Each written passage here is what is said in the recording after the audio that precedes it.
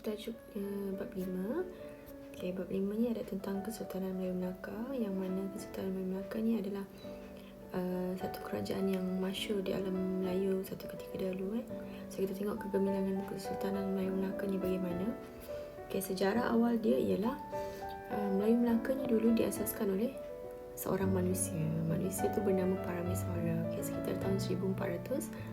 Okay, kita tengok macam mana dia buka Melaka, kenapa dia buka Melaka, macam mana ciri-ciri dia buka Melaka. Okay, Parameswara ni dia pilih lokasi yang sesuai untuk dia buat satu kerajaan. Okay, kenapa? Sebab ini adalah penting. Lokasi ini adalah penting. Tak ada orang buat kerajaan di tengah-tengah hutan kan? Tak ada orang buat kerajaan di puncak bukit.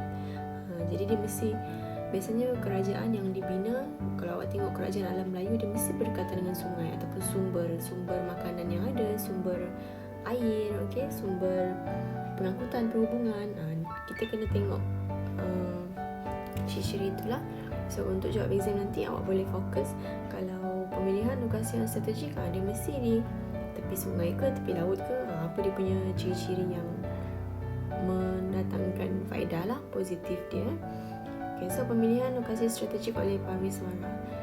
Okay, so Parameswara dia buat kerajaan di muara Sungai Bertam, yang mana kita panggil juga sebagai Sungai Melaka. Okay, so asalnya tempat ini adalah satu kawasan kampung nelayan yang kecil. Okay, biasalah bila ada perkampungan, ada aktiviti jual beli. Okay, cuma kita tak tahulah macam mana aktiviti jual beli. Kalau kita nak tengok, mungkin kita boleh tengok zaman cerita-cerita Pirami zaman-zaman dulu-dulu tu kan. Okay, dulu-dulu mereka berdagang asalnya adalah secara tukar barang. Okay, kemudian bila ada kedatangan Islam, penggunaan mata wang, baru mereka guna mata wang dalam urusan jual beli. Okay, so kita tengok lokasi yang strategik yang dipilih oleh Parameswara. Tengok laluan perdagangan. Okay, tengok kedudukan Melaka di laluan perdagangan antara timur dengan barat. Maksudnya sini Melaka, timur, utara selatan, timur, utara selatan, timur barat. Betul kan? Timur barat. Okay, timur barat. So sini ialah India, sini adalah China. Jadi sini Melaka, bila orang India nak pergi China, kan, orang India nak pergi China, dia kena lalu Selat Melaka. Okay, macam tu. Jadi Melaka tu dia terletak di Selat Melaka. Ini adalah laluan perdagangan. Laluan perdagangan tu maksud dia. Okay, so dia bolehlah kapal-kapal dagang yang datang sini. Mungkin kalau mereka nak singgah baiki kapal, kemudahan kapal ke kan, mereka boleh singgah dekat Melaka kat situ. Okay, kemudian tengok bentuk muka bumi dia. Berbukit-bukau sesuai dijadikan benteng pertahanan, okay, dan menjadi panduan kapal dagang. Mungkin kapal dagang tengok ada kawasan berbukit-bukau, itu menandakan di situ adalah letaknya lokasi yang ada pelabuhan Melaka masa tu. Okay, kemudian sebagai ada benteng pertahanan. Okay, benteng pertahanan ni adalah benteng semula jadi, di mana pokok bakau dengan pokok api-api yang terdapat di pesisir pantai itu adalah pelindung semula jadi yang sukar ditemusi oleh musuh. Kalau ada ombak pun, biasanya pokok bakau ni dia tak menghakis sifat dia. Okay, jadi dia terlindung lah. Kerajaan yang ada di situ terlindung. Okay, lepas tu terlindung dengan angin monsun. Okay, muara sungai terletak di Selat Melaka ni terlindung daripada tiupan angin monsun. Jadi maksudnya kapal tu boleh datang berlabuh di pelabuhan Melaka dengan selamat. Maksudnya kalau angin tu ke sini, kalau kapal tu nak lalu ke sana, maksudnya dia kena stay dulu lah di pelabuhan tu. Kalau angin tu ke sana dan dia nak ke sana, maksudnya dia ikut arah angin kan, maksudnya dia boleh jalan lah. Maksudnya macam tu. Okay, kemudian tajuk yang kedua, kegemilangan Kesultanan Melayu Melaka. Okay, kegemilangan Kesultanan Melayu Melaka ni maksudnya kita akan tengok dua benda. Satu, apa faktor dia. Satu lagi, kita tengok dia gemilang dari aspek apa. Cantik ke, apa sifat dia gemilang tu. Okay, faktor dia adalah sebab dia ada raja yang bagus untuk memimpin, dia ada pentadbiran yang cekap, dia ada undang-undang yang tersusun. Okay, Raja ni adalah ketua pemerintah, raja adalah ketua kerajaan. Okay, dia ada kuasa yang tertinggi. Okay, so raja di Melaka ini adalah daripada keturunan Palembang. So ini adalah sumber dia, teks Sulalatus Salatin. Pemerintah Melaka ni dia berasal daripada zuriat keturunan anak Raja Palembang. Okay, yang mana susun galuh dia adalah daripada Iskandar Zulkarnain. Okay, ini nama Islam ni. Okay, kemudian Susu Garut ini memberi taraf kedudukan yang tinggi kepada Sultan Melaka dalam kerajaan lain di alam Melayu. Maksudnya Raja Melaka ni daripada keturunan Iskandar Zulkarnain ni, dia memang satu keturunan yang agung lah, maksudnya dikenali. Okay, kemudian yang kedua, raja ini ada peranan di dalam pemerintahan. Okay, simbol perpaduan dan kemakmuran sebagai ketua angkatan tentera, mengetahui hubungan diplomatik, menyeraskan kegiatan ekonomi, menjadi ketua agama Islam, menegakkan keadilan.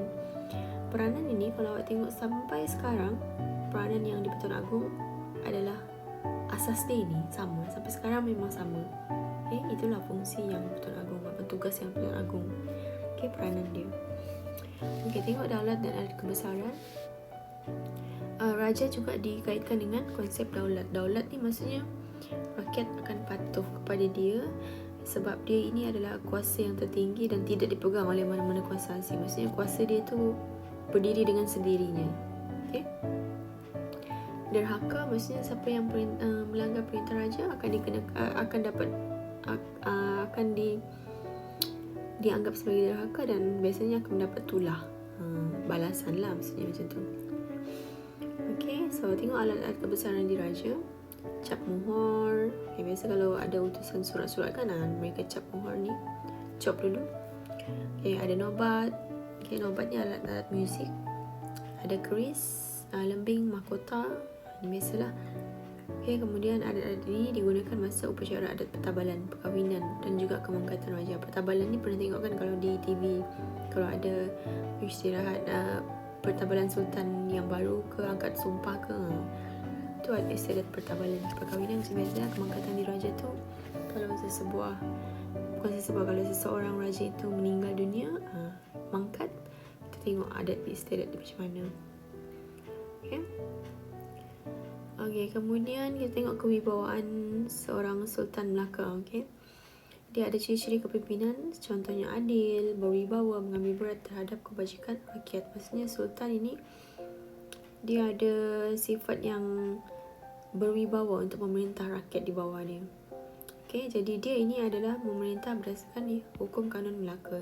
Okay, undang-undang ini adalah dicipta oleh Sultan itu sendirilah. So di bawah tu ada contoh-contoh Sultan.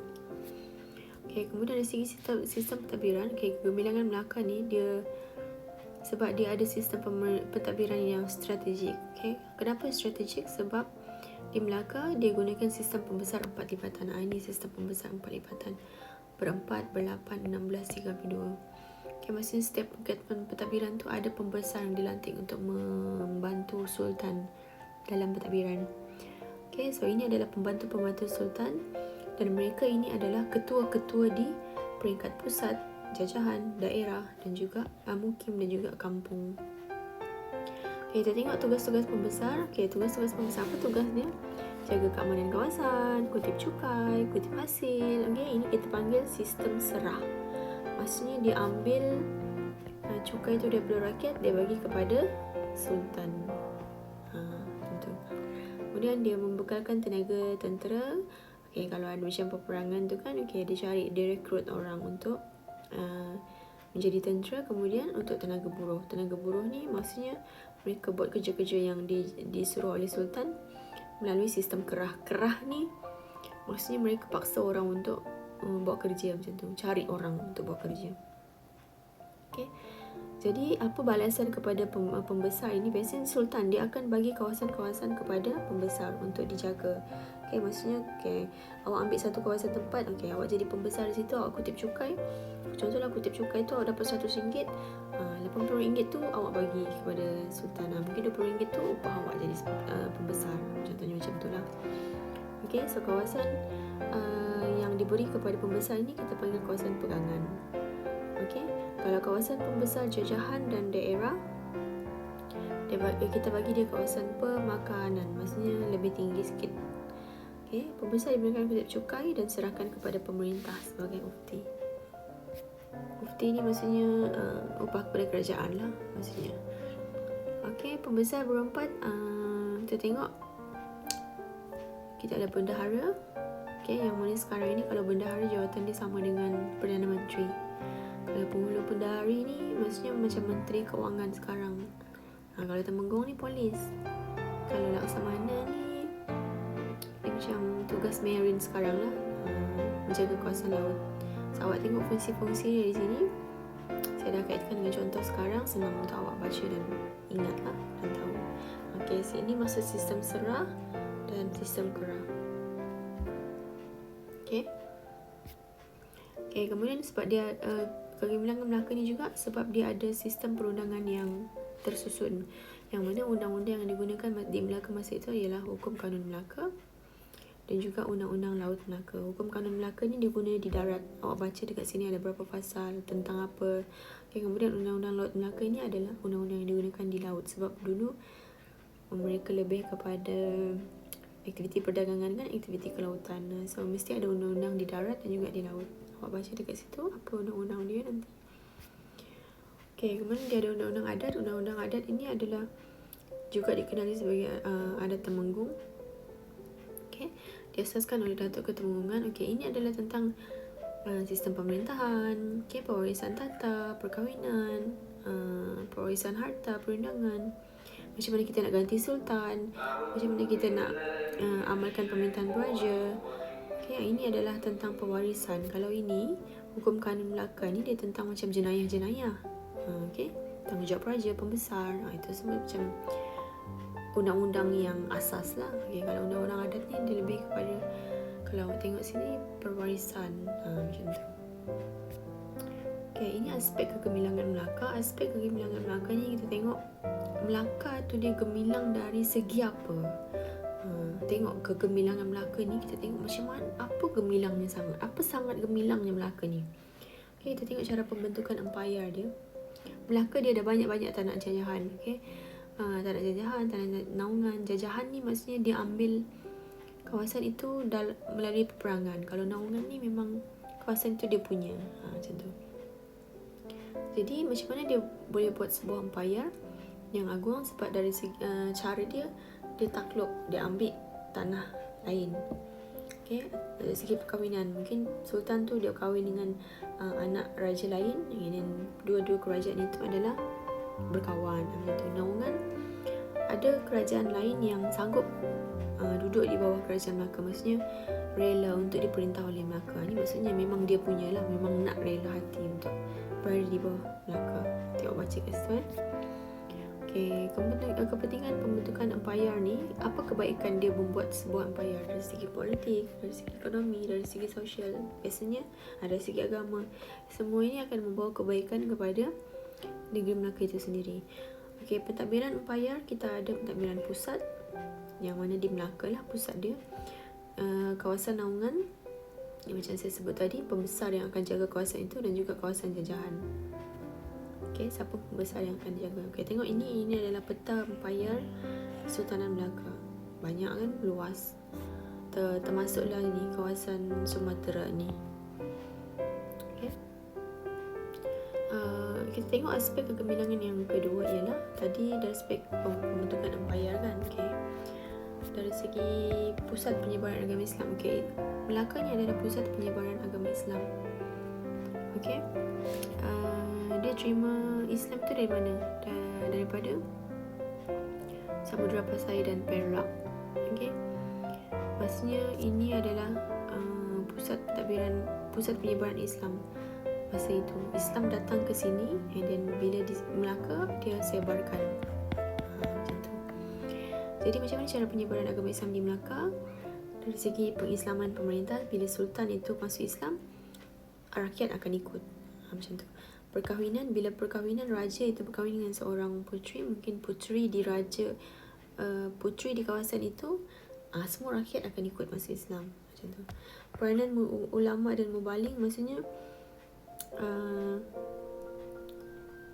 bila agama Islam tu tersebar di Melaka, dia nak menyebarkan ke tempat lain, ulama-ulama ini yang ditugaskan untuk menyebarkan agama Islam itu. Okay, melalui perdagangan, biasanya pedagang Islam ataupun pedagang Arab, pedagang Cina, pedagang India yang datang ke Melaka, masuk Islam, dan bila mereka balik ke India, ke China, mereka sebarkan Islam di situ. Okay, lepas tu perluasan kuasa, maksudnya perluasan kuasa ni bila Melaka tu, contoh Melaka tu menguasai Indragiri contoh, so Indragiri tu diislamkan, contoh. Okay, kemudian kesan penyebaran agama Islam, Melaka ini dia jadi tumpuan ulama, dia jadi tempat pembelajaran, dia jadi tempat pengaruh Islam dalam bidang persuratan, dia jadi tempat pemerintahan dan pentadbiran yang menekankan nilai-nilai Islam, di mana semua nilai Islam ini kita terkandung dalam hukum kanun Melaka dan juga undang-undang Laut Melaka. Okey, maksudnya kalau jawatan-jawatan tu dia mestilah berpegang kepada agama Islam. Okey, kemudian sebagai pusat perdagangan, kegemilangan keberapa ni? Ke nombor 3. Okey, nombor 3. Sebagai pusat perdagangan. Okey, macam mana kita tengok Melaka ini gemilang sebagai pusat perdagangan? Sebab kedudukan dia yang strategik. Okey, awak tengok yang anak panah merah ni adalah merupakan tempat-tempat yang disinggahi ataupun tumpuan-tumpuan pedagang asing. Okay. Jadi sebagai pusat perdagangan yang terkenal. Kenapa? Sebab Melaka ini kedudukan dia strategik. Yang kedua, kenapa dia dijadikan sebagai pusat perdagangan? Maksudnya pusat perdagangan ni dia ada pelabuhan entrepot mengumpulkan barang dan juga menyebarkan barang.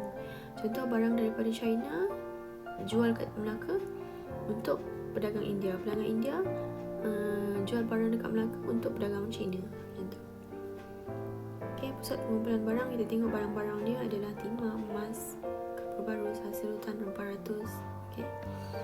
Tengok barangan luar yang dibawa masuk. Ini boleh keluar soalan exam ni. Apa barangan luar yang dibawa masuk oleh pedagang?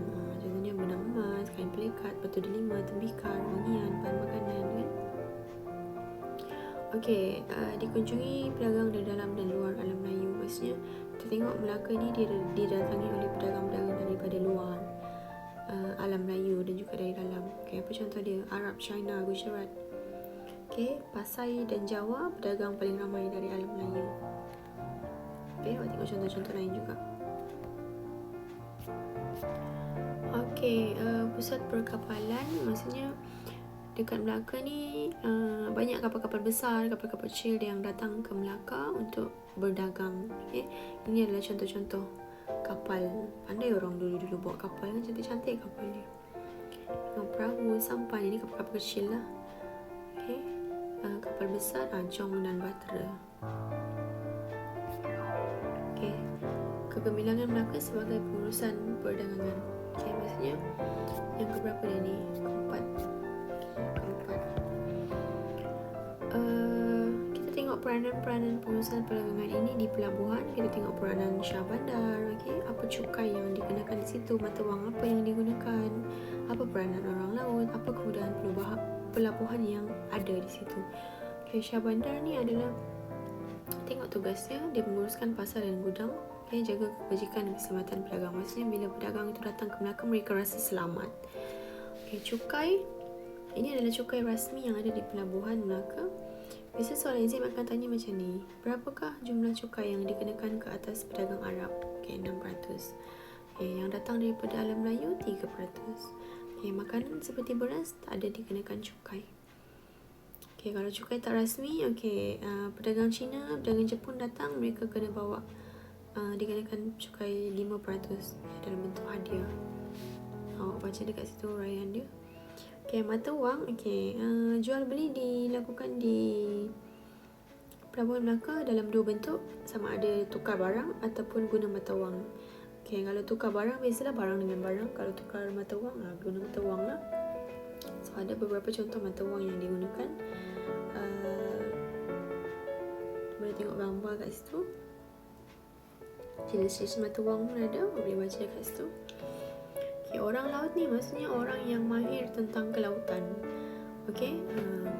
Penunjuk arah, sebagai tentera, menjamin keselamatan Melaka. Kemudahan pelabuhan, ini adalah contoh-contoh kemudahan pelabuhan yang ada di Melaka. Gudang untuk simpan barang, kemudahan pengangkutan, bekalan makanan minuman, ada khidmat membaiki kapal. Kalau kapal tu tak tayar dia pancit, boleh tukar kat Pelabuhan Melaka. Ya kau ada tayar pancit. Ada tempat penginapan. Penginapan ni maksudnya sementara mereka menunggu perubahan angin monsun tu kan, mereka menginap dulu di Melaka, tinggal beberapa hari, beberapa bulan. Kadang-kadang tu ada sampai yang pedagang-pedagang tu berkahwin dengan penduduk tempatan sebab lama kan mereka transit. Kira transit. Syah Bandar jaga kebajikan pedagang dan ada kemudahan untuk beribadat. Aspek kegemilangan seterusnya nombor berapa? Nombor 5. Hubungan dengan luar. So hubungan luar ni awak tengok hubungan dia dengan Pasai macam mana, hubungan dia dengan Demak macam mana, Majapahit, Makassar. Luar alam Melayu pula dengan Jepun, dengan China, dengan Jepun, dengan Siam dan juga kerajaan-kerajaan lain. Nanti kita tengok 5.3.